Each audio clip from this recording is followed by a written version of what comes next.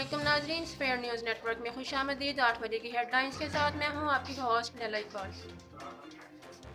ملک میں corona cases کی شرح میں کمی آنے لگی، کیسز مثبت آنے کی شرح 3.78% ہو گئی۔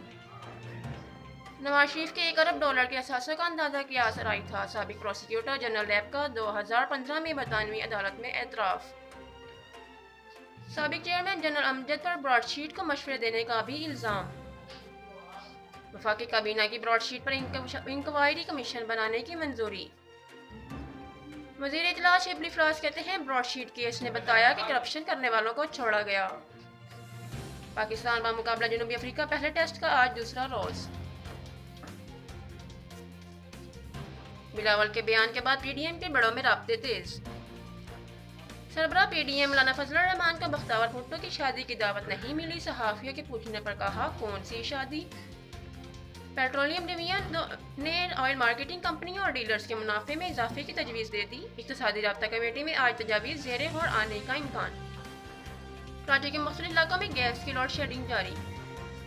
صبح پنجاب کے مختلف شہروں میں آن لائن امتحان نہ لینے پر یونیورسٹی طلبہ کا احتجاج۔ فیصل آباد مظاہرین پر لاٹھی چارج، 2 طلبہ زخمی، 4 زیر حراست۔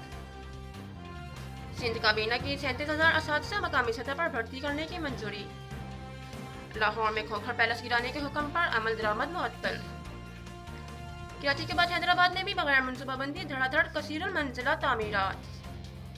بھارت سے متعلق E U D info lab کے انکشافات، یورپی پارلیمان کا نوٹس۔ باسمتی چاول پاکستان کی جغرافیائی شناخت کا حامل قرار۔ حرمین شریفین پریزیڈنسی کی جانب سے خانہ کعبہ کی چھت کی صفائی۔ دبئی میں اسرائیلی قونصل خانہ کھول دیا گیا۔ ایران کی جوہری صلاحیت ختم کرنے کے لیے اسرائیل کی نئی منصوبہ تیار کرنے کی ہدایت، ایران پر ممکنہ حملے کی تیاری کا حکم۔ جو بائیڈن اور روسی صدر پیوٹن کے درمیان پہلا ٹیلی فونک رابطہ۔ لندن 1 فروری سے ویزا کے لیے آن لائن درخواست دینا ہوگی۔